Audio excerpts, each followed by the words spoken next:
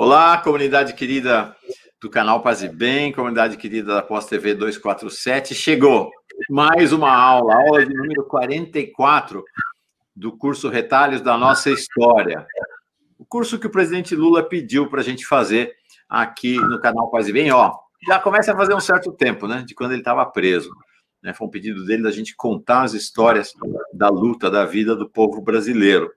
Na continuidade do curso de Canudos, o Belo Monte de Antônio Conselheiro, que foi o primeiro curso que o nosso amado Pedro Lima Vasconcelos deu aqui no curso, professor Pedro Lima Vasconcelos, deu aqui no Paz e Bem, na Pós TV 247, desculpa, e que encantou o presidente Lula. E acho muito significativo que nós estejamos com essa 44ª aula por dois motivos. Primeiro, porque hoje é 7, nós estamos fazendo a transmissão ao vivo, segunda-feira, 7 de setembro. E neste 7 de setembro, Lula falou. E essa aula refere-se exatamente ao movimento que, nos primórdios do século XX, 1917, inseriu a classe operária nas lutas do povo brasileiro. É muito marcante esse encontro. E está aqui, quem está aqui com a gente já é ele, Pedro Lima Vasconcelos. Como é que você está, Pedro? Tudo bem, Mauro? Boa tarde a você, boa tarde a quem nos acompanha. Esse dia 7 é muito especial, seja por essa fala do Lula, a qual você se refere. Eu tenho que confessar que eu não pude ver, porque estava pensando em 1917. Parando aqui para a nossa conversa, mas é óbvio, assim que a gente terminar aqui, eu vou tratar de ouvir a fala deste operário que chegou à presidência e que tem o lugar que tem no nosso coração e na vida do povo brasileiro. Achei muito significativo, Pedro, foi uma fala operária, né? Acho que o Lula fez uma fala nitidamente operária. É claro que é uma fala operária temperada pela biografia dele, pela passagem dele pela presidência, mas uma fala muito contundente, muito aguerrida, e ao final, de maneira até surpreendente, ele se colocou à disposição do povo brasileiro. Para quem não está acostumado com a linguagem política, toda vez que um político se coloca à disposição é porque está se lançando candidato. Então, Lula praticamente lançou-se candidato à presidência em 2022. Então, realmente, bem importante mesmo. Bem importante. E agora, às 8 horas da noite, então, estou falando, segunda-feira, 7 de setembro, 5h04 da tarde agora, você pode estar assistindo, você assiste essa aula ou agora ao vivo ou depois. Então, terá já passado o 7 de setembro, para a maior parte daqueles que assistirão, mas ainda nesse 7 de setembro, algo que não vimos ainda, haverá a fala de Jair Bolsonaro, às 8 horas da noite. Então, também me parece muito significativo que a gente faz essa aula sobre os primórdios do movimento operário no Brasil, no momento em que, claramente, você tem uma polarização. O Brasil está polarizado, Lula aqui, Bolsonaro aqui. Tudo isso aqui no meio do caminho virou fumaça, né? O liberalismo virou fumaça, e você tem dois projetos. O projeto escancarado, selvagem, brutal das elites, e tem sido isso um pouco o nosso curso, e o projeto dos oprimidos, no caso, fazendo referência a 17, o projeto dos operários. É claro que o projeto brasileiro hoje, do povo brasileiro, vai muito além da classe operária. A classe operária foi reconfigurada aí ao longo do século XX. Mas é dessa polarização que nós vamos tratar hoje, mais uma vez. E aí, então depois assiste, Pedro, segunda que vem, de repente a gente até conversa sobre isso. Tá certo. Tem na descrição do vídeo a programação do nosso curso, Retalhos da Nossa História, reconfigurado pelo Pedro. Então, nós estamos hoje anunciando, já fizemos isso na aula passada, mas agora está registrado aqui na descrição do vídeo, a programação do curso até 21 de dezembro. Estamos com o curso programado até o Natal. Então, temos hoje as greves 17, a próxima aula do tenentismo à coluna Prestes, depois os campos de concentração na seca do Ceará.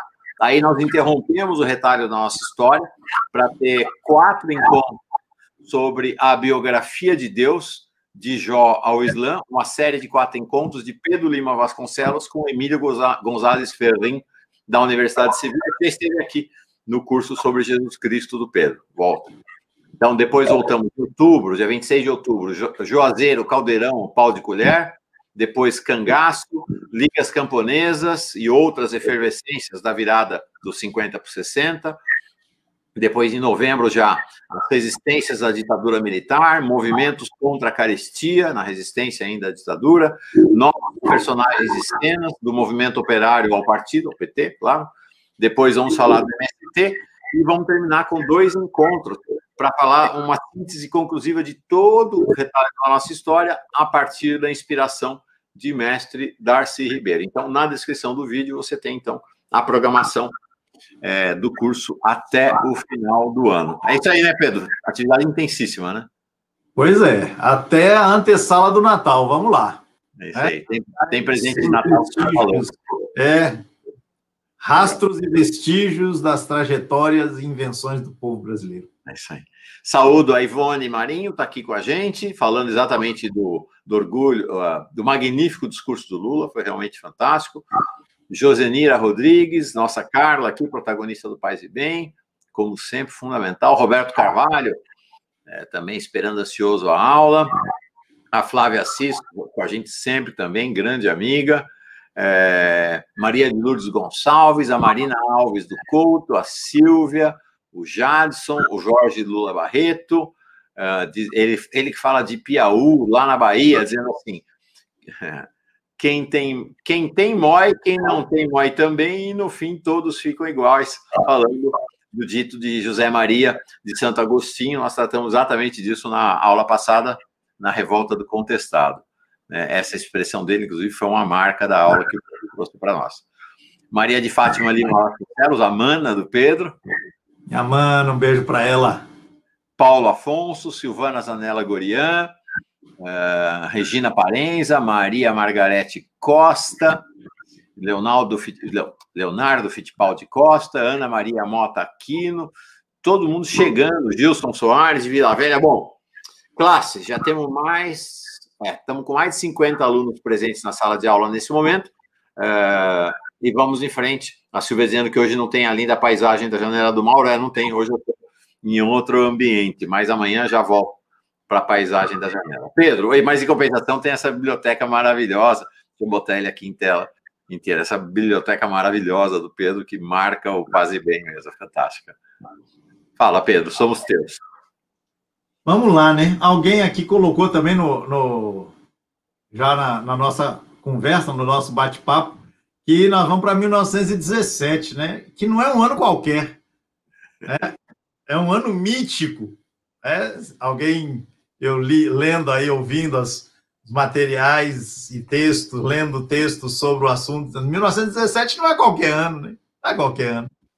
Enfim, a nossa conversa hoje, Mauro, gira então em torno, eu insisto no entorno, porque o movimento específico, né, a greve de 1917, a qual se costuma fazer a referência, é alguma coisa que se dá ali em meados do mês de julho de 1917.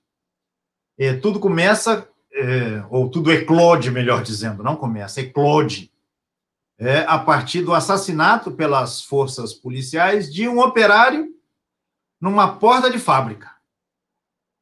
Nos anos 80, Mauro, você se lembra, né? O operário morto em porta de fábrica era o Santo Dias, né? Santo Dias, é isso aí. Neste caso, foi um sapateiro de sobrenome Martínez, numa fábrica de tecelagem no bairro da Moca, em São Paulo. Dia 9 de julho. A gente poderia propor, né, Mauro, a partir aqui do Retalhos, uma ressignificação do feriado de 9 de julho aí em São Paulo. Há um motivo muito mais importante, muito mais significativo para as lutas do povo, né, de se celebrar o 9 de julho, do que esse que serviu de pretexto, né, para a declaração, inclusive, de um feriado estadual aí, né, no estado onde você mora, onde eu já morei durante muito tempo. Por quê? Porque o José Iñiguez Martínez, né, ele foi assassinado, né, ele morreu no dia 10, mas por conta de ter sido atingido pela repressão policial a um protesto, né, na porta da fábrica, Aliás, eu falei tecelagem, não, ele era sapateiro. Ele era sapateiro. A fábrica se chamava Mariângela. Ele morre no dia seguinte por ter sido atingido na porta da fábrica pelas forças da polícia. E nos dias seguintes, então, se desencadeia, né, uma greve. E um dado importantíssimo é que esta greve ali, que acontece ali na Moca, no Brás, né, regiões operárias da São Paulo das primeiras décadas do século passado, né, a morte deste operário sapateiro espanhol, ela produz uma comoção. Esse é o Santo Dias. Esse é o Santo Dias morto 70 anos depois, praticamente. Exatamente. Só que não na Moca, na Zona Sul. Isso, exatamente. É isso aí. Mas eu ia dizendo, Mauro, a morte do Martínez produz uma comoção na cidade, inclusive por quê? Porque vai ser realizado um cortejo fúnebre que atravessa a cidade. Esse cortejo sai da Moca, atravessa a cidade, porque o sepultamento vai acontecer no cemitério do Araçá. Onde é que é o cemitério do Araçá, para quem não conhece? Na atual Avenida Doutor Arnaldo.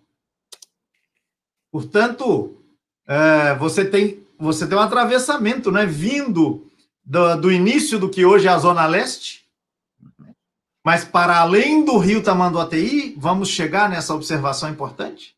Você tem o atravessamento do Rio Tamanduateí, a passagem pelo centro e a subida, né, o cemitério do Araçá. Hoje, o acesso, quem vai do centro, tem que subir a Rua da Consolação, né, até chegar ali no cruzamento com a Paulista, e você vira à direita, e você entra na Avenida Doutor Arnaldo.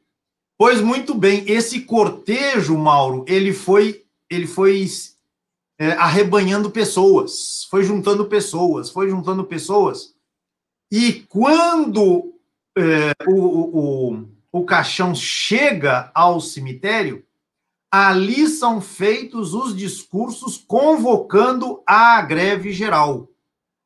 E a cidade de São Paulo, que já andava parada por uma série de protestos que aconteciam aqui e ali, que já vinham do mês anterior, aí ela para de vez.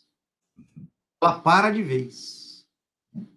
Então você vai ter o dia 11, o dia 12, o dia 13, o dia 14, o dia 15, até o dia 16 de julho, quando a greve oficialmente se encerra. Então, é uma semana de comoção e de paralisação da vida da cidade, de uma maneira que nunca tinha acontecido antes, porque foram dezenas, alguns falam de centenas de milhares de operários que pararam. E aí foram suspensos vários serviços, por exemplo, o serviço de transporte, o serviço do bonde. Os bondes foram tomados pelos manifestantes e foram impedidos de circular na cidade. Então, os deslocamentos também na cidade ficavam inviabilizados. A cidade de São Paulo, há um registro que diz: amanheceu sem pão, sem água, sem leite. Por quê? Porque os serviços de entrega deixaram de ser feitos. Então, a gente tem a semana decisiva, né, que acontece a partir, né, desse estopim, o assassinato deste sapateiro. Até o dia 16... E tá aqui, Pedro, consegui, agora, enquanto você falava, eu não tinha ideia que você ia começar por aí, mas já cheguei aqui. Está aqui a foto, então, do enterro dele. Tá? Uhum. A foto é do féretro para o enterro dele. Realmente a cidade parou nesse dia, né? Exatamente. Exatamente.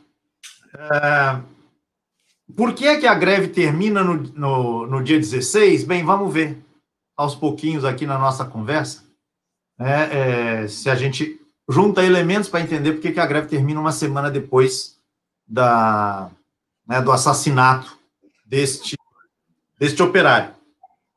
Bem, no dia 21, Mauro, um jornal da época, chamado Portal Brasil 247, desculpa.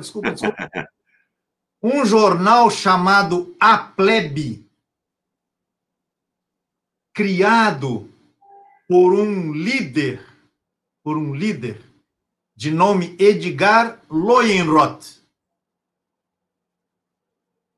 Então, no dia 21 de julho, ele publica uma espécie assim de editorial. Sabe essa história, Mauro? Você já deve ter ouvido falar, né, da disputa entre a imprensa alternativa, ou a imprensa popular, e a imprensa a serviço do capital. Você já ouviu falar disso, né? Eu imagino que você já tenha ouvido falar. Se você não tiver ouvido falar, depois eu te explico. Então, esse jornal, A Plebe, ele anuncia num editorial o seguinte. Vou puxar aqui. Vou ler aqui as primeiras linhas deste editorial.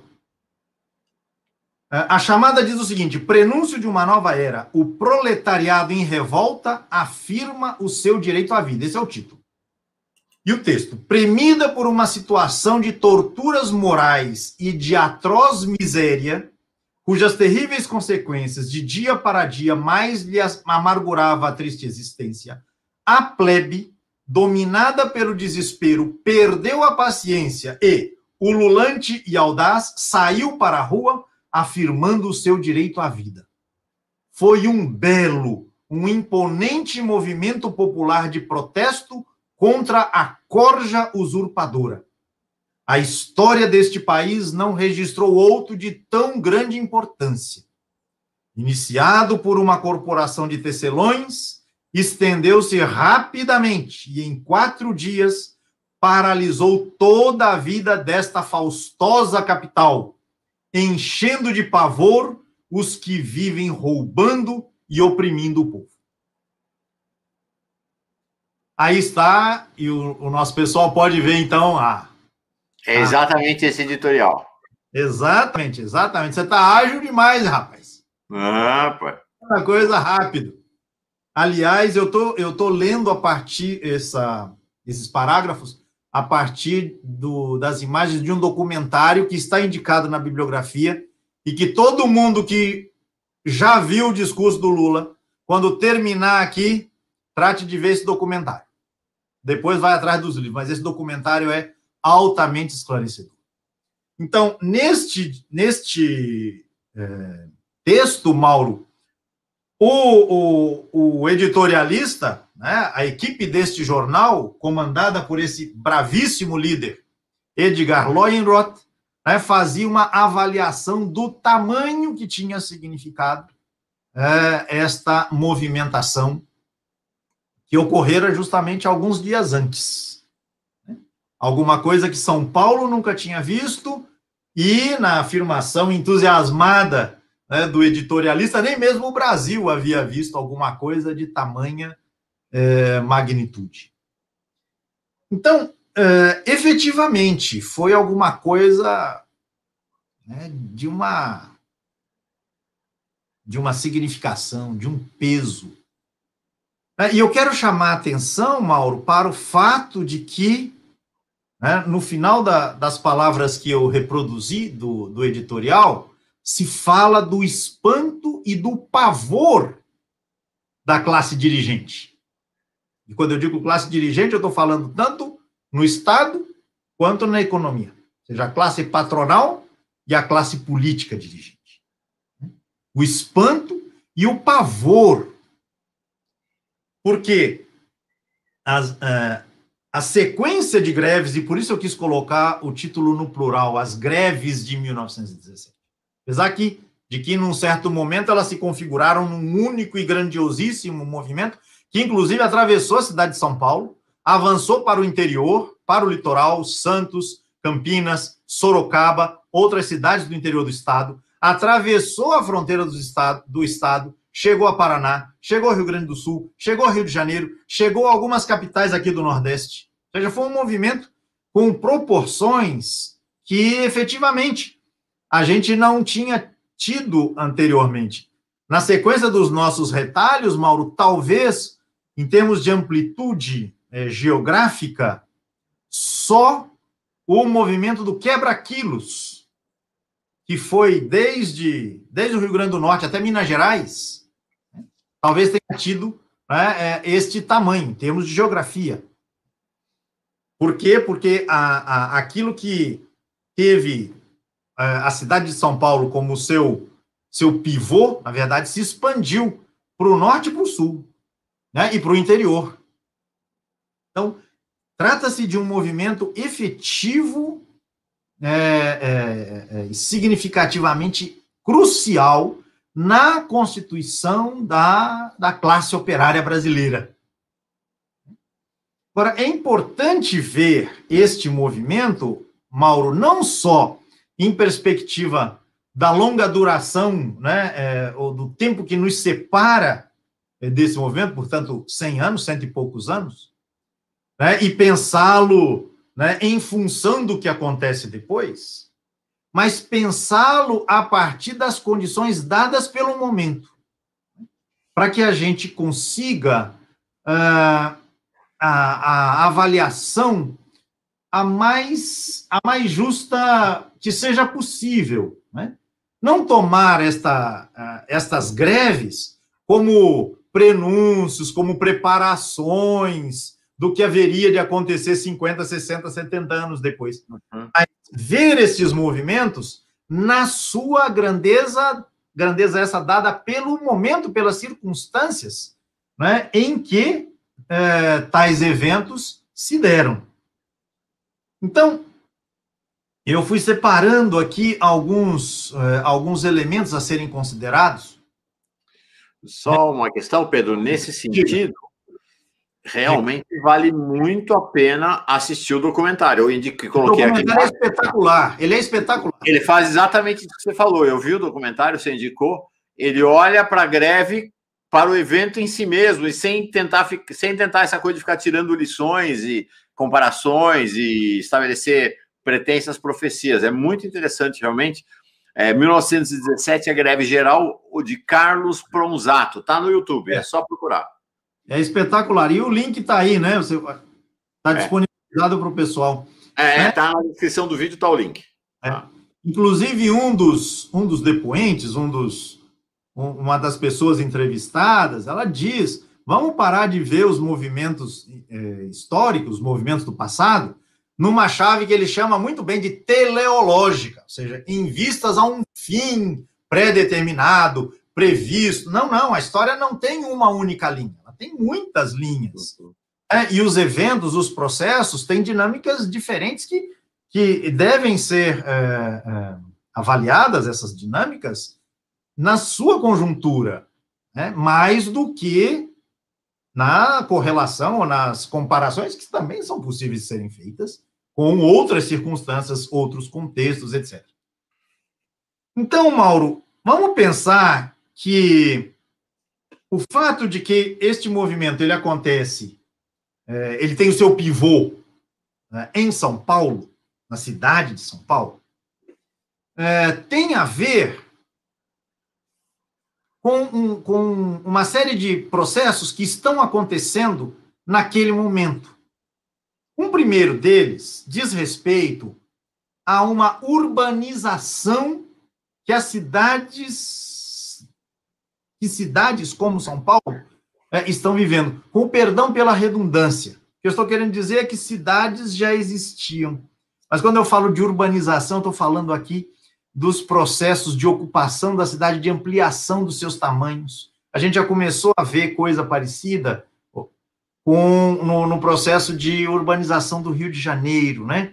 Então, a modernização excludente, a modernização que joga a gente trabalhadora para as periferias, a gente de matriz africana para as periferias, né? Esse processo de urbanização, ele é um fenômeno que basicamente se desenvolve a partir da segunda metade do século XIX e se acelera de maneira brutal ao longo do século XX. Então, você precisa pensar as características das cidades e cidades que crescem numa velocidade, não por mágica, mas por razões de ordem social, de ordem histórica, de enfrentamentos, de conflitos.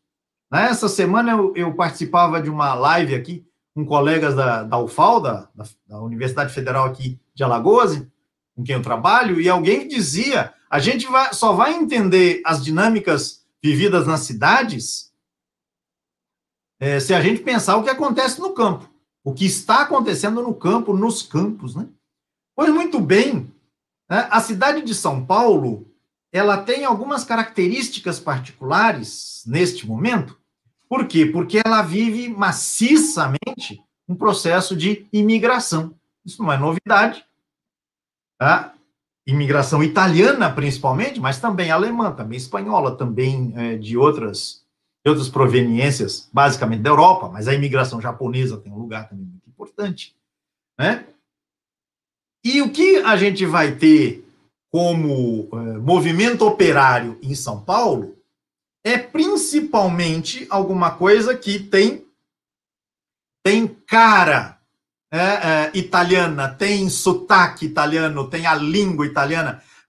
Jornais serão fundados nessa época em italiano, né, para comunicação com os diversos grupos dos migrantes. Aliás, os jornais, né, Mauro, vão ter um papel fundamental para a viabilização dessa greve, né?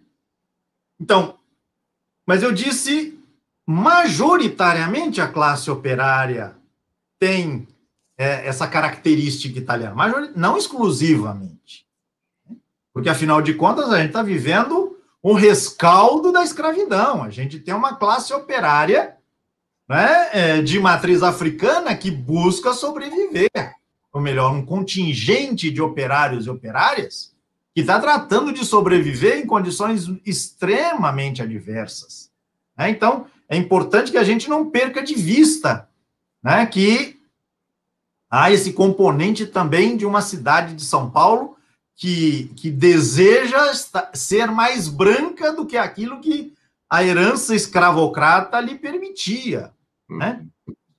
Nesse sentido, é muito importante que a gente não perca de vista que uma greve urbana não é invenção paulistana. A gente já tratou aqui num retalhos, né, num dos nossos retalhos, né, Mauro? Da greve dos ganhadores e ganhadeiras de Salvador 60 anos antes. Sim.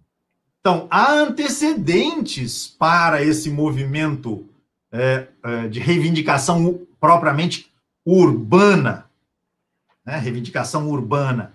Então, se a gente vai lá remotamente a Salvador de 1857, se a gente chega um pouco mais perto, a gente vai ver que no início dos 1900, já no final dos 1890, a gente já tem a criação de algumas ligas de operários, alguns círculos operários, inicialmente para um apoio mútuo, né? Na medida em que as dificuldades vividas por essas pessoas, né, eram grandes, né, porque as condições de trabalho eram precárias, o salário era baixo, né, dificuldade de toda a ordem acontecia. Então, você tem, primeiro, o surgimento de círculos, de ligas de apoio mútuo. Essa expressão era muito utilizada na época, né? Mas, aos poucos, essas articulações de apoio, de assistência mútua, vão ganhando também uma face reivindicatória. Então, por exemplo, em 1903, época ali próxima da revolta contra a vacina, tá? Você tem já uma greve geral no Rio de Janeiro, capital do país, exigindo a jornada de 8 horas. Ah, uau! De trabalho. Por quê, Mauro? Porque naquela época, isso em São Paulo também, na São Paulo pré-17, o pessoal trabalhava 10 horas. 12 horas, 14 horas, mulheres, crianças. Né? É o sonho do bolsonarismo, né? Do é o sonho do bolsonarismo. É o sonho do bolsonarismo. Aliás, um dos depoentes nesse documentário memorável é um documentário de 2017, da época da reforma trabalhista do desgoverno Temer. Ele dizia: alguns aí da classe dirigente estão querendo voltar a 1917, 100 anos antes. E aí ele ainda dizia: alguns meses antes de julho. Eles querem voltar lá. E ele completava: quem sabe alguns estejam querendo até voltar antes de 1888. Quer dizer, naquela época, o bolsonarismo já estava saindo do armário, né? Já estava saindo do armário. Então, esse pessoal, efetivamente, tem essa agenda pré-17 e, se possível, pré-1888. Né? Embora esse depoente diga uma coisa muito importante. O problema é que, antes de 1888, Mauro, o fazendeiro que tinha escravo tinha que alimentá-lo. No liberalismo subsequente, né, o capitalista nem essa responsabilidade tem. Ele paga lá um mísero salário e o operário, a operária que se virem com as suas demandas, né, para dar conta delas. Mas, enfim, em 1903 acontece uma greve geral exigindo uma jornada de 8 horas de trabalho. Né? E são vários movimentos que então param oficinas, param fábricas, são sapateiros e tecelões que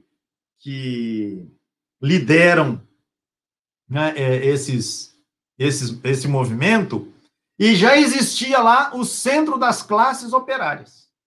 Né? E a principal bandeira desse centro era exatamente essa, a jornada de 8 horas.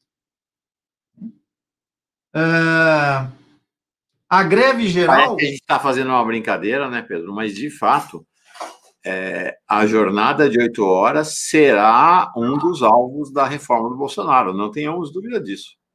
Nenhuma dúvida. Você vai ganhar por hora, então quantas horas? Qual é o limite? Não tem limite, você ganha por hora. Ele não fez um dia desses apologia ao trabalho infantil? Pois é, exatamente.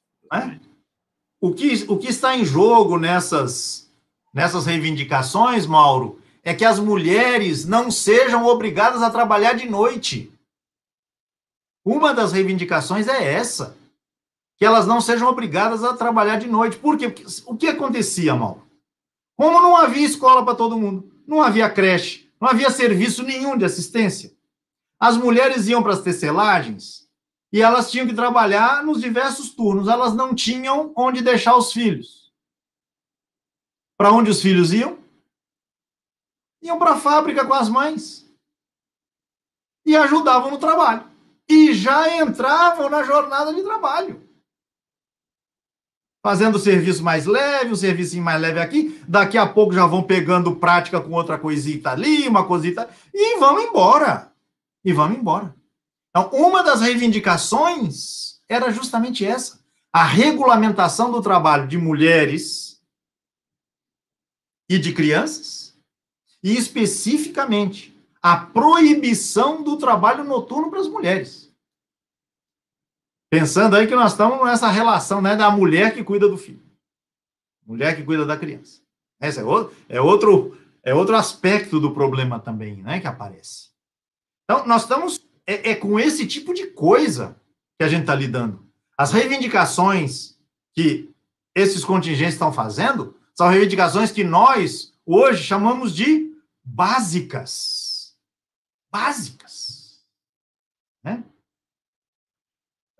A greve geral, essa do Rio de Janeiro, ela ganhou esse caráter mais amplo. Por quê? Porque houve greve numa fábrica e noutra, e os patrões reagiram como?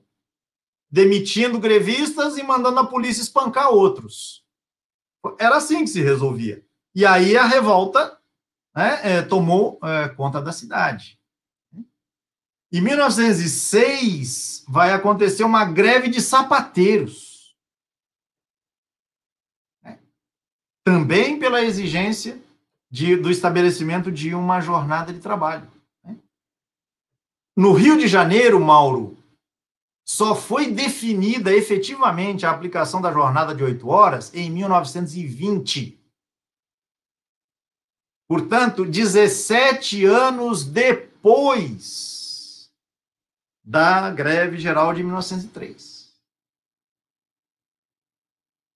Nesse meio, e a aplicação dessa jornada foi no Rio de Janeiro, porque em São Paulo, para se conseguir isso, foi necessário fazer movimento lá também. Não havia essa preciosidade, essa coisa que alguns chamam de antiquada, legislação trabalhista, não havia isso. E para que se chegasse lá, 1940 e pouco, com a afirmação a consolidação das leis do trabalho, que os detratores de hoje dizem, não, isso é obra do fascismo, da inspiração fascista de Getúlio Vargas. Não! A consolidação das leis do trabalho é resultado de uma luta tremenda que mexeu com muita gente, operários e operárias, nas primeiras décadas do século XX, no mínimo. No mínimo. Né? Então, ou então você tem a greve que reivindica a redução da jornada, aí os patrões concordam, e depois que a greve arrefece, eles voltam atrás e obrigam de novo, né, a jornada anterior. E isso por quê? Porque você tem, inclusive, um contingente excessivo de mão de obra. Tem gente sobrando. Eu falava da imigração italiana. Muita gente da imigração italiana tinha ido para o interior de São Paulo trabalhar nas fazendas de café. Mas como não havia legislação trabalhista, essa gente ficou apavorada, boa parte dela, grande parte dela, ficou apavorada com o regime praticamente de escravidão, né, que se praticava lá. Então essas pessoas tratam de fugir e vêm para a cidade. Então você tem imigrante de matriz italiana que chega em Santos e vai para Ribeirão Preto, vai para Campinas, vai para Araraquara, para o interior de São Paulo, e depois foge e vem para São Paulo e entra no movimento operário, ou pelo menos fica à disposição, né, das fábricas. E aí, e a gente sabe, o capitalista, ele faz a conta de matemática. Você tem uma oferta maior de mão de obra, você reduz. Né? Você reduz aquilo que é ofertado em troca da força de trabalho. Né? Então, tudo isso está acontecendo. Né? Tudo isso está acontecendo. As fábricas em São Paulo, portanto, elas vivem essa condição, né, de contar com uma mão de obra em grande quantidade. E, portanto, todos os turnos estão cheios, aquilo que a gente falava, né, de mulheres e crianças trabalhando de noite, as máquinas não podem parar, e assim vai. Né? Bem, esse cenário, ele é o palco de muitas manifestações grevistas, de muitas manifestações reivindicatórias. No caso de São Paulo, especificamente, do ano de 17, desde junho, você tem vários protestos, vários piquetes, várias manifestações em porta de fábrica, né? Então, a gente chega nesse momento em que a greve geral será declarada a partir do assassinato do operário Martínez, como a gente mencionou. Mas é fundamental considerar que há um cenário que está sendo delineado. Há vários atores, vários agentes, vários sujeitos que estão em atividade, que estão operando nesse contexto. Por quê? Porque, Mauro, junto com em meio a esse contingente de milhares de imigrantes, principalmente da Itália, vinham também pessoas, Mauro, que desenvolviam atividades sindicais, políticas, sociais na Itália, e que o governo italiano decidiu expulsar.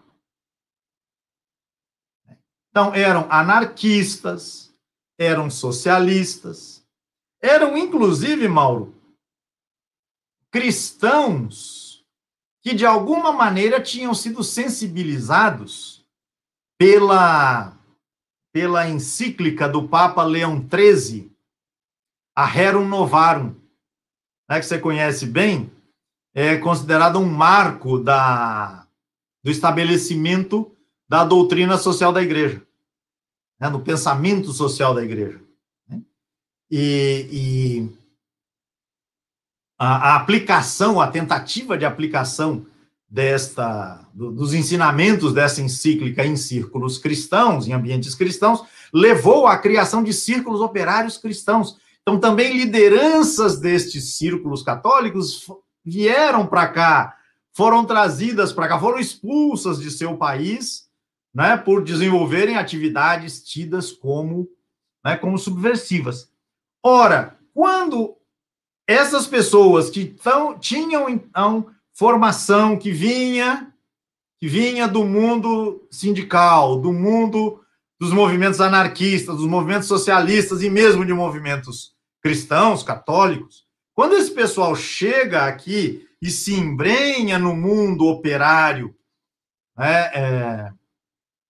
particularmente de São Paulo, mas também fora dele, como a gente já disse, eles percebem a necessidade de que esse operariado que vai crescendo em número ganhe também em qualidade, em consciência, a ideia de consciência de classe, tudo isso vai aparecendo principalmente pela ação de grupos anarquistas.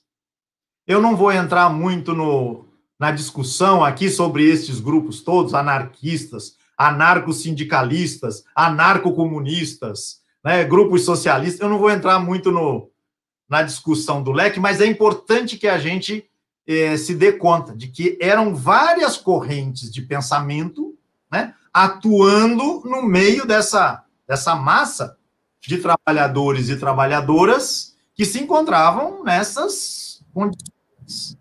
Mas vale registrar que foi um movimento hegemonizado por esse grande ambiente de anarquismo, o anarquismo ainda hegemônico nos movimentos operários, né?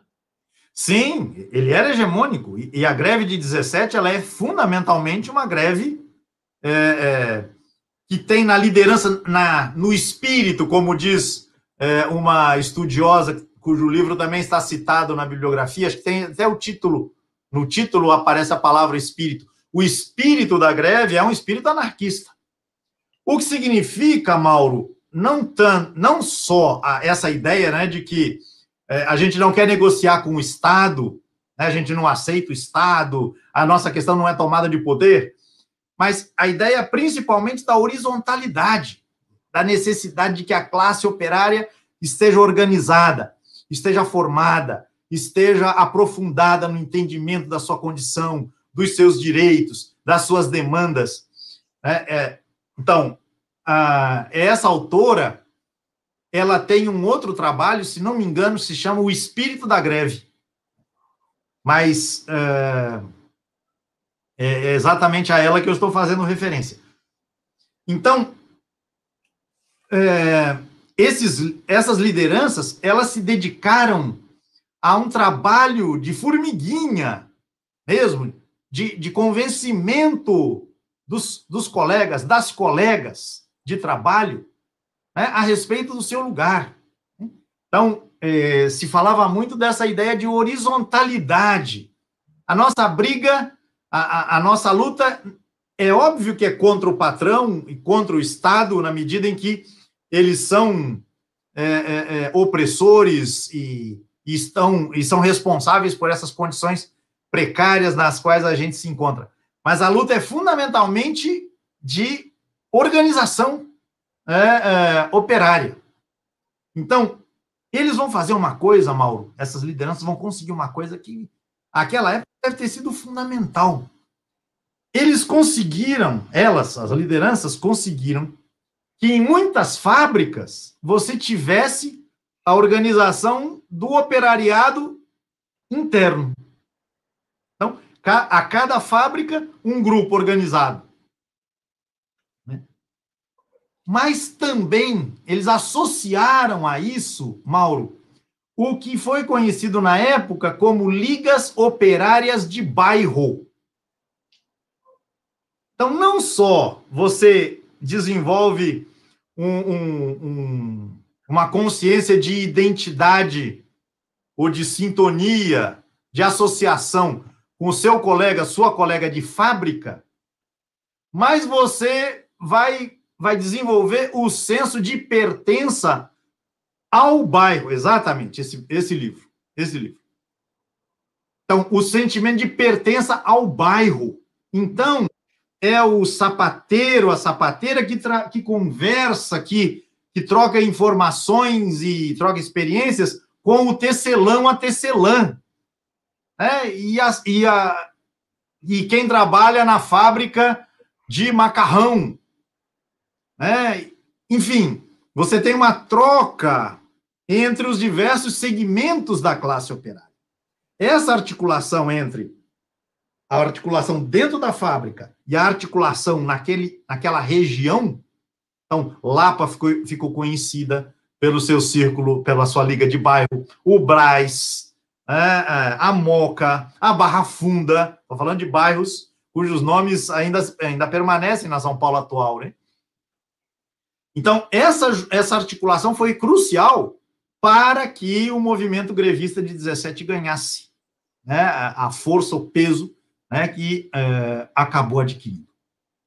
Enfim, a greve acontece em junho, uma primeira greve acontece em 1º de junho em junho de 17, meados de junho de 17, numa tecelagem que levava o sobrenome do seu proprietário, italiano, Crespi, na Moca, que leva o nome também, o Crespi dá nome também ao estádio da Juventus, o clube de futebol, lá da Moca, né? O Crespi, eu separei aqui uma fala dele, Mauro, deixa eu ver se eu acho, para você ver como a classe empresarial daquela época tinha uma consciência social muito maior do que a classe empresarial de hoje. Olha o que o Rodolfo Crespi dizia.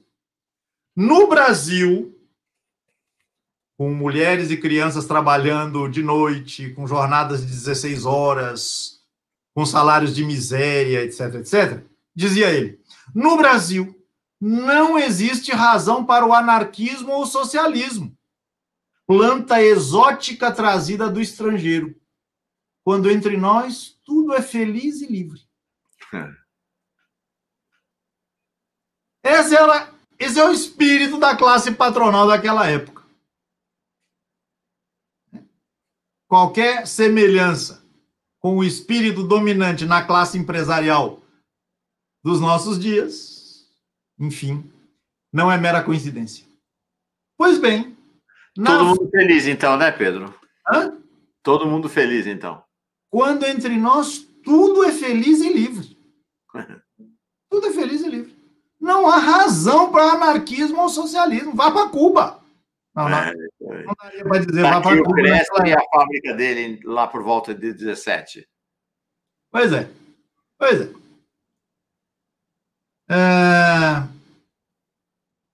A greve na Crespi se inicia, Mauro, na ala feminina. Olha lá.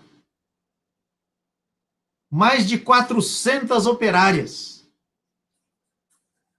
que reivindicam o quê? A abolição de multas, né, descontos que eram aplicados aos salários, porque se cometeu essa falta, se cometeu esse erro, se chegou atrasado, sei lá, por que aplicavam-se multas. Regulamentação do trabalho de mulheres e crianças, ou seja, redução da jornada de trabalho, não trabalho noturno para mulheres e crianças. Mudanças no regime interno da empresa. E, Mauro, supressão da contribuição pró-pátria. Opa! Pois é. A maioria da gente operária não era italiana? Uhum. Italiana? A Itália não estava em guerra, e esse é outro ingrediente importante. Nós estamos no cenário da Primeira Guerra Mundial. Então, os nobres empresários italianos, movidos por um sentimento patriótico incontrolável, que fazia descerem-lhe as lágrimas, decidem impor ao salário de seus funcionários uma taxa. Esta taxa deveria ser recolhida aos salários dos trabalhadores e trabalhadoras para ser mandada para a Itália, para apoiar o país nas suas agruras bélicas. Afinal de contas, a Primeira Guerra Mundial estava produzindo muitos sofrimentos na terra natal desses empresários e da grande maioria, ou de uma grande parte, pelo menos, do operariado ali envolvido. Você imagina? Vamos fazer caridade, fazendo arrebentar a corda do lado mais fraco. Então, era a chamada contribuição pró-pátria italiana. Então, uma das reivindicações era a supressão desta contribuição. Por outro lado, a própria propaganda anarquista, né, era uma propaganda contra a guerra. Né, não apostava na guerra, apostava na formação, na educação, para as questões do mundo operário, criavam escolas, né, etc, etc. E um dos depoentes deste documentário vai dizer, Mauro, que talvez tenha sido essa uma das primeiras vezes em que a identidade de classe prevalece sobre a identidade étnica. Nessa reivindicação pela supressão dessa taxa pró-pátria. Um elemento fundamental a ser levado em conta também, Mauro, eu já acabei de antecipar, né? O lugar que as mulheres têm nessa movimentação que vai fazer eclodir a greve, porque elas são atingidas ainda mais por essas condições aviltantes de trabalho. A gente já mencionou isso, né? E você tem em fotos da época, né? Você, com a sua agilidade, é capaz de achar uma aí para o nosso pessoal ver. Você vai encontrar o protagonismo das mulheres reproduzido, inclusive, em algumas fotos. Então, elas vão a delegacias reivindicar a liberação de seus companheiros, sejam maridos, né, com quem vivem conjugalmente, ou pessoas com quem vivem conjugalmente, ou companheiros de luta que estão presos. Elas, às vezes, se colocam, né, à frente dos homens, diante das forças da repressão, e desafiam, né, os policiais a atirarem, estando elas na frente. Elas são professoras nas escolas e nos espaços de formação que se desenvolvem em torno das fábricas e dentro delas. Elas são conhecidas por discursos inflamados que fazem, convocando as pessoas, né, às movimentações todas. Esse é um outro traço muito importante, a liderança feminina do movimento, dos vários movimentos grevistas, né, que confluem na greve geral.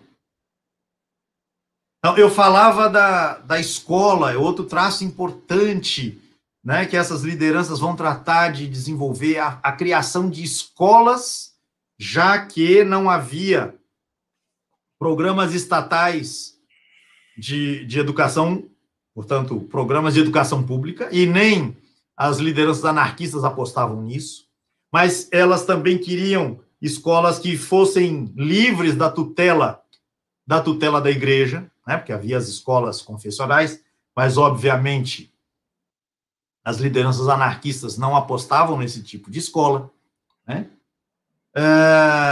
Muitos jornais, muitos, a Plebe é apenas um deles. Pedro, Diga. eu consegui, você falou para ir correr atrás, fui correr atrás. Pois é, olha aí. Olha que foto emocionante.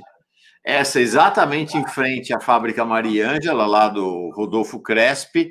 Vocês estão vendo aqui a quantidade de mulheres e crianças também. E crianças, sim. Eu vejo amplio ainda um pouco mais. Impressionante, realmente. Aquilo. Sim. Opa, perdão, errei. Eu fui ampliar e tirei. Estou botando aqui de volta de novo. Peraí. A quantidade de mulheres e de crianças. Vou ampliar ainda um pouco mais aqui. Fica difícil de ver. Mas vocês estão vendo, olha aqui embaixo, essa fileira aqui. Tudo criança. E as mulheres, evidentemente. Né? Exatamente. Então, essa fábrica é a fábrica na frente da qual foi assassinado o Martínez, né? Uhum. Então, veja, é uma ebulição que a cidade está vivendo a partir da base. E essa é a proposta dessas lideranças anarquistas, mais do que a luta política. Né? Bem,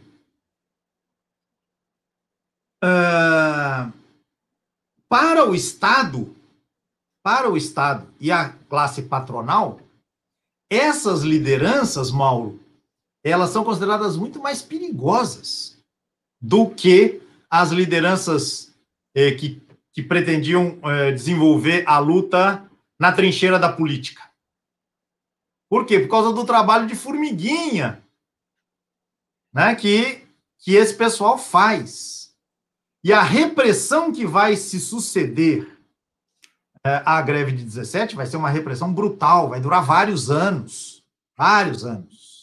Mortes, deportações, expulsões de lideranças nascidas na Itália, expulsões de volta para lá, né? Deportações para o norte. Você já escutou isso aqui em retalhos anteriores? E exatamente falar disso, né? Pois essa é uma característica que atravessa a história, né? Pois é. A deportação interna, inclusive, né, dos líderes. Exatamente, lá para o norte. E já na década de 20, na continuação da repressão ao movimento anarquista, será construída uma fortaleza de nome Clevelândia do Norte. Clevelândia do Norte, perdão. Para serem mandados para lá. Né? Os prisioneiros, as prisioneiras, né, que serão perseguidos aí já nos anos 20, mas na continuação a repressão ao movimento anarquista, ou às lideranças anarquistas, que começa principalmente a partir desta greve de 1917. Né?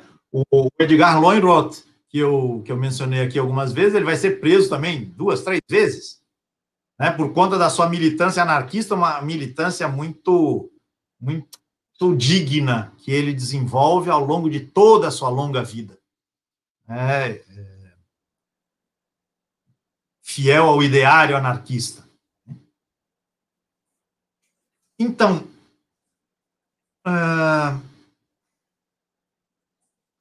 por que é que a greve, ao final das contas, termina, Mauro? Uma semana depois do assassinato do sapateiro Martínez, à frente daquela fábrica cuja foto você acabou de mostrar. A gente pode dizer que pelo menos por 2 razões conjugadas. Primeiro, o susto da classe patronal e da classe dirigente foi tão grande que, no fim das contas, algumas reivindicações acabaram sendo aceitas. para serem quase todas revogadas logo adiante. Mas o pânico foi tanto que a mesa de negociações acabou sendo estabelecida. Com o apoio da imprensa, Mauro, com a força muito grande do 247. Não, desculpa, por que eu falo 247, rapaz? Eu não sei, não entendo. Mas, inclusive, a imprensa conservadora pediu a negociação porque o movimento tinha paralisado São Paulo. Tinha paralisado São Paulo. Então, a imprensa de lá e de cá vai jogar um papel importante no estabelecimento da mesa de negociações. Então, e aí algumas reivindicações serão aceitas, como disse, e poucas aceitas, e delas ainda umas tantas serão revogadas logo depois, assim que o movimento se acalma, vamos dizer assim. E o próprio Lowenroth vai dizer, olha, a gente conseguiu isso, mas precisamos continuar alerta, porque nada disso está garantido. Mas há um outro fator, Mauro, mais sinistro nessa história. Houve o assassinato do Martins. E, no final do movimento, ou seja, uma semana depois, vai se informar o número oficial de mortos. Quantos foram, Mauro? 3. 3. Mas, Mauro, você que é um rapaz assim mais novo do que eu, vai se lembrar do governo Erundina, Prefeitura de São Paulo, final dos anos 80, começo dos 90, quando foi descoberta uma vala clandestina num cemitério em Perus, zona noroeste da cidade de São Paulo. Você se lembra perfeitamente disso, tenho certeza. Sim, já estive lá. Você esteve lá? Já. Esteve lá. Numa celebração com o Júlio Lancelotti. Fala-se da existência de mais de 1.000 cadáveres que terão sido encontrados nessa vala. Eu não sei o número, não sei se esse número já foi fechado. Mas a informação que eu tenho dá conta de que se passou de 1.000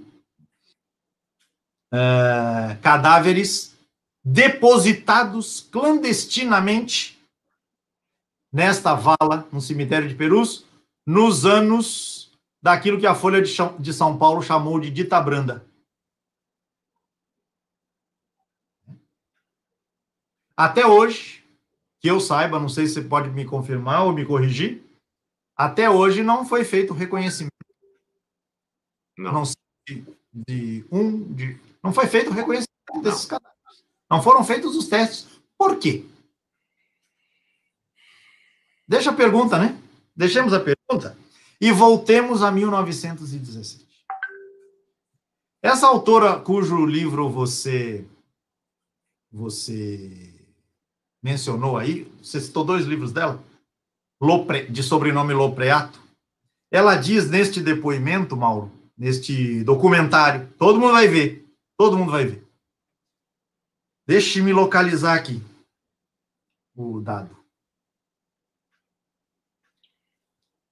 Ela encontrou, essa pesquisadora encontrou um jornal, e destes jornais, né? Essa autora, Cristina da Silva Roquete Lopreato. Ela encontrou exemplares de um jornal que existiu na época, de nome Fanfula. O nome do jornal é esse. E eu quero achar aqui, você me dê um minutinho, que eu vou falando e vou tratando de achar.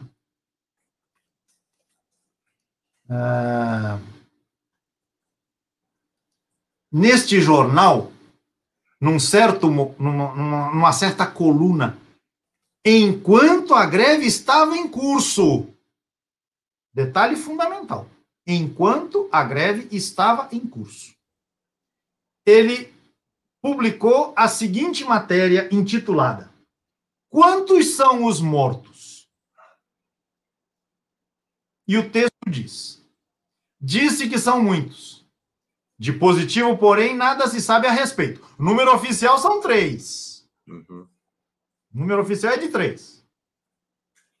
A soldadesca policial, que recebera a ordem de atirar sem piedade, andou pela cidade como um bando de vândalos, disparando as carabinas e revólveres a esmo.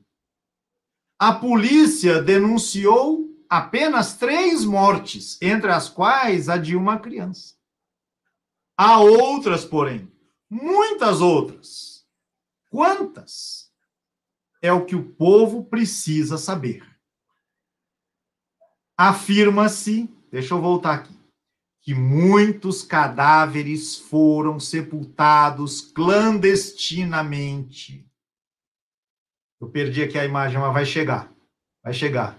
Clandestinamente, sendo transportados em carroças de lixo. Depositados onde, Mauro? Numa vala clandestina no cemitério do Araçá.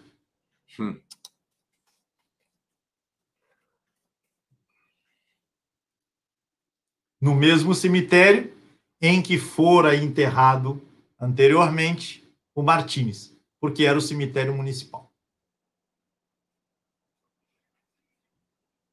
Então, ao que parece, Mauro, o terror, porque não há como ter certeza, né? Mas há projeções que sugerem que o número de mortos pelos revólveres e carabinas que eram disparados a esmo, como diz essa matéria, o número de mortos tenha entrado na casa das centenas. Mas só morreram 3, viu, Mauro? Vamos combinar? Só morreram 3. Comunidade que nos acompanha, só morreram 3. Então, é possível, é bastante provável que o movimento tenha se encerrado por conta do terror, pelo pânico produzido por uma ação repressiva indiscriminada, né, que as forças policiais começaram a fazer enquanto o movimento durava, ou seja, nos dias 12, 13, 14, 15, até no dia 16, ser feito um acordo verbal. Nada foi colocado no papel. Acordo verbal? Acordo verbal. Há uma promessa verbal de que as reivindicações seriam aceitas. E aqui está. Está aqui o Fanfula. Era um jornal aqui no alto, eu não sei se está dando para ver, é um jornal, ele é escrito totalmente italiano. Aqui no alto está São Paulo, e aqui vem a data, aqui essa edição aqui de 1930. Mas o que está nos dizendo a Anne Walsh é que o pai dela lia este jornal. Ela nasceu em 1909. Esse jornal deve ter ido ali até os anos 30, 40, pelo menos. Um jornal italiano ali, da região do Brás, Moca, jornal brasileiro, na verdade, né? Mas em língua italiana, da região Brás, Moca. Uma outra coisa importante que eu queria chamar a atenção, o Pedro fez menção aqui a esta Clevelândia. Então, um lugar de exílio interno. Clevelândia. Em homenagem Mauro, em homenagem a um presidente de uma certa nação que fica no hemisfério norte, de sobrenome Cleveland. Pois é. Tá? Combinado? Combinado? Pois é. E aí, essa cidade, a cidade existe até hoje, tá? Cleveland. Está lá a cidade. Mas está aqui, não é exatamente dessa época, de alguns anos depois, mas aqui está, deixa eu colocar para vocês verem, algo realmente aterrador. Deixa eu eliminar essa foto e voltar aqui. Um minutinho só. é realmente aterrador. Onde está a foto aqui do jornal? Um minutinho só. Acho que finalmente veremos agora. Pronto. Esta imagem, exatamente. Um minutinho, desculpa, Pedro. Está aqui. Nada. Fundamental. Esse jornal, A Nação, proletários do país, univos. Pelo que eu estou vendo aqui, a data aparentemente é 1937, e ele diz assim: A Nação, né, o jornal, na Clevelândia. Para ali foram deportados 700 e poucos homens, e desses haveriam de falecer quase 300. Que banditismo! Embaixo eles veem proletários univos, quando mais não seja para a vossa própria defesa. Chocante, né, Pedro? Pois é, pois é. Essa instalação, ela foi criada no início dos anos 20 para que para lá fossem deportadas lideranças fundamentalmente anarquistas, que, como eu disse, né, eram vistas como as maiores ameaças para a classe patronal e para a classe política dirigente. Tenho notícia, pela pesquisa que fiz, Pedro, de que até na época da ditadura ainda funcionava esse centro lá. Uhum. Tá? Na ditadura militar mais recente, né? Sim. E não vamos esquecer, né, Mauro? A Amazônia era porque Clevelândia, só para ficar claro, onde é que fica isso? Fica na fronteira do atual estado do Amapá com a Guiana Francesa. Então, fica a 600 quilômetros de Macapá. Sim. E não vamos esquecer, né, Mauro? A gente está falando de deportação para a Amazônia desde quando aqui nesses retalhos nossos? Pois é. Revoltosos lá da questão em torno da vacina foram mandados para a Amazônia, para os seringais, para morrerem lá no Acre. O pessoal envolvido na revolta contra a Chibata também, muitos foram mandados para lá. E agora você tem essa sofisticação. Não, vamos criar agora um presídio, vamos criar agora um lugar mais chique. Mas não vamos despejar, não, vamos manter presos mesmo, né? Manda 700 pessoas, 300 morrem de uma vez só. Assim. Uhum. Assim. Essa Clevelândia ficou como uma espécie de Guantánamo brasileiro. Pois é. Então, tem que respirar fundo, né, para a gente conseguir continuar. Uhum. Né? Eu queria ainda, Mauro, a gente está indo para os finalmente, destacar, fazer duas observações. Uma delas diz respeito ao fato de que, e eu não estou querendo fazer nenhum elogio, né, aqui, ao que eu vou colocar agora. Enquanto estavam acontecendo estes movimentos todos, operários, reivindicatórios, né, a partir de jornadas aviltantes de trabalho, etc., etc., etc., havia outras articulações na relação capital-trabalho em São Paulo.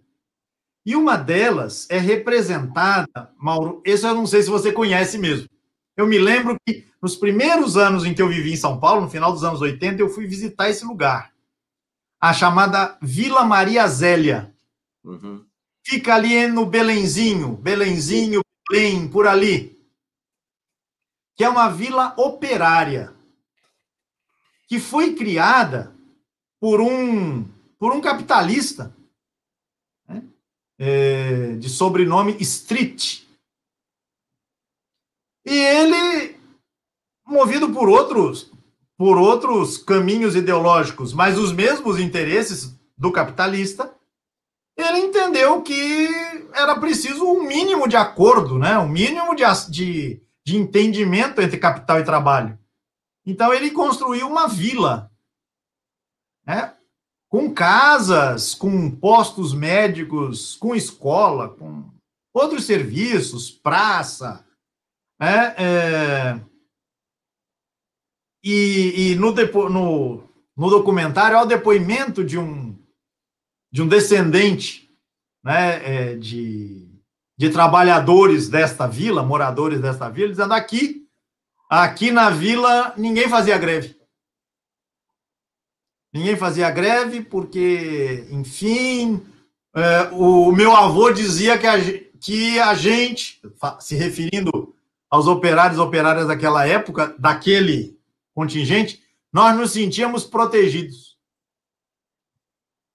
Enfim, o Dr. Street, ele conseguiu, né, um controle sobre a massa operária, sob seu mando, né, que fez com que a dinâmica da fábrica, né, operasse muito mais favoravelmente em relação aos seus interesses. E o movimento operário organizado teve muito mais dificuldade de entrar ali. Por essas razões que eu estou mencionando. Né? Porque, enfim, né, se estabeleceu ali um entendimento mínimo, né, que proporcionou, ao final, condições acima da fronteira da decência, vamos dizer assim, ou pelo menos um mínimo de decência, né, para as famílias operárias, né, ali estabelecidas. Vale a visita a essa vila. Está aqui a imagem original da vila. Este prédio aqui que está no canto direito, eu acho que já não existe mais, mas me parece, ou existe só ruínas desse prédio. E temos, acho que aquela igreja ainda existe, enfim, tem lá. Pouca coisa sobrou da vila original, mas houve uma série de reconstruções ali, tudo posteriores, que estão lá mantidas até hoje, dá para ir lá visitar. Sim, quem mora em São Paulo vale a pena visitar. Vale a pena visitar para ver como que era uma vila operária, né, em meio a um bairro operário, né, porque nós estamos exatamente no coração do bairro operário de São Paulo, do lado de lá do Tamanduateí, em relação ao centro, né, porque eu falei disso, né, a classe operária tem que ficar do lado de lá, né, tem que ficar longe. Né? Mas, enfim, serve de contraste, né, um contraste interessante que permite que a gente vá se dando conta das várias faces, né, do mundo operário na cidade de São Paulo, naqueles primeiros anos, né, primeiras décadas do século passado. Essa era uma primeira nota que eu queria. A segunda nota, Mauro, também diz respeito também a uma nota, a uma observação feita por esta pesquisadora, que a gente já citou várias vezes, né, de sobrenome Lopreato, e outros depoentes que aparecem no documentário. E a nota diz respeito à palavra solidariedade. Por que é que a greve em São Paulo, Mauro, pôde ser chamada de greve geral em proporções nunca antes vistas na história deste país, como diria o ex-presidente Lula? Por conta de uma palavra fundamental transformada em gestos efetivos de variadas formatações. E a palavra, Mauro, é solidariedade. Então, esses estudiosos que aparecem no documentário, numa certa altura, o documentário se centra nesse aspecto, e eles vão dizer que você tem operário, operária, que decide entrar em greve porque o seu colega foi preso. Operário e operária decidem entrar em greve porque seus colegas de bairro que trabalham na outra fábrica entraram em greve. Então, em solidariedade a eles. Há registros dando conta quer dizer, testemunhos de operários dizendo o seguinte: na minha fábrica corre tudo bem, está tudo certo, não tem nenhuma reclamação com o meu patrão, mas eu vou entrar em greve em solidariedade ao meu vizinho. Solidariedade do operário e da operária que receberam o salário em dia em favor de seus colegas, vizinhos, vizinhas, que trabalham na empresa tal em que os salários estão atrasados. Enquanto o salário lá não for pago, a gente aqui não vai trabalhar, a gente cruza os braços. E continua a mobilização. Então, a palavra solidariedade ganhou múltiplas formas. Nesse contexto que prepara e que realiza esta grande greve de 1917. Vai acontecer situação, Mauro, em que um grupo operário faz a reivindicação na sua fábrica, faz a greve, consegue a realização, consegue que sua reivindicação seja atendida e continua em greve, porque a fábrica vizinha também está em greve. Então, enquanto lá não se resolver, a gente aqui também não resolve. Então, isso exige que um patrão converse com o outro lá, ó, rapaz, ceda aí, vamos ceder alguma coisa, porque a minha fábrica tem que voltar a trabalhar, enfim. Eles insistem, esses pesquisadores, esses estudiosos, insistem na força que a solidariedade assumiu em múltiplas movimentações, em múltiplos gestos, né? Fazendo justamente com que essa dimensão da horizontalidade do movimento operário, né, se agigantasse, né, a ponto de tomar conta de uma cidade que, à época, Mauro, tinha em torno de 500 mil habitantes. 100 mil, dizem as estimativas, estavam nas ruas, parados, ou seja, as máquinas não funcionam, não se entrega o leite, não se entrega a água, não se entrega o pão, o bonde não funciona, outros serviços não são feitos, ou seja, 20% da cidade fez a urbe parar. 20% da população fez a cidade inteira parar. É como se, na massa da grande São Paulo que a gente tem hoje, 20 milhões de habitantes, é como se 4 milhões de pessoas estivessem articuladas para fazer a metrópole parar. E forçar a negociação. Né?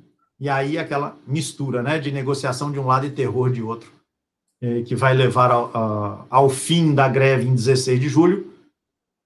E um elemento chave, com isso eu termino, Mauro. A questão social, a questão dos direitos da classe trabalhadora, a questão da dignidade da gente operária, entra na pauta política. Porque até então, como dizia um importante político da época, que depois se tornaria presidente da República, a questão social é questão de polícia. Entre aspas. Washington Luiz, que era paulista. Foi, se não me engano, foi prefeito de São Paulo, mas foi presidente do Estado e depois presidente da República. A questão social é questão de polícia. A partir da greve de 17, a questão social não é mais apenas questão de polícia.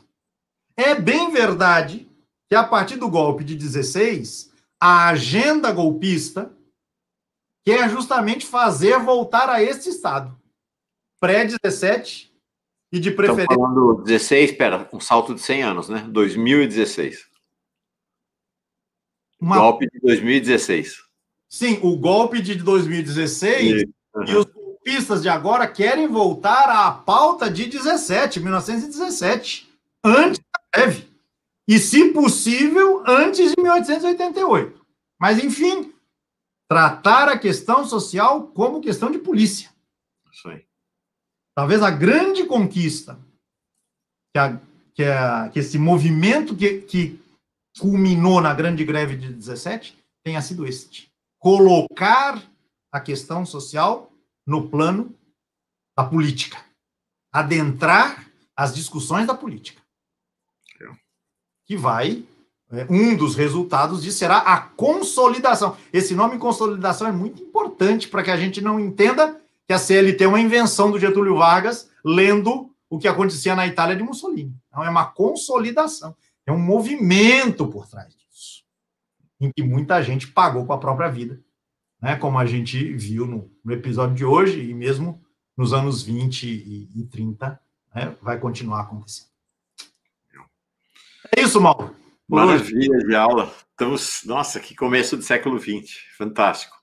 Próxima aula, segunda-feira. A próxima segunda-feira ao vivo, 5 horas da tarde, aqui no Paz e Bem. Então, 2 avisos. Primeiro, a próxima aula, do tenentismo à coluna Prestes. Segunda-feira que vem, ao vivo, 5 horas da tarde, aqui no Paz e Bem, com retransmissão pela Pós TV 247, sempre retransmissão pela Pós TV 247, no dia seguinte, às terças-feiras, às 5 da manhã.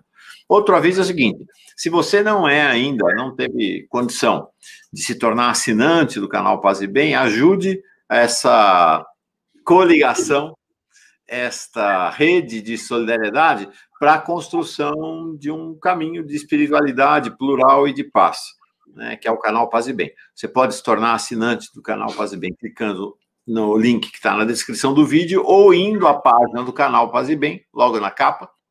Tem no alto direito uma cobrinha colorida, você clica lá, vai para o nosso programa de assinaturas. De mais a mais, Pedro, maravilha, gostei demais da aula, obrigado. Eu quem agradece, Mauro. Fica para uma próxima vez a conversa sobre como é que as igrejas lidaram com a greve de 17.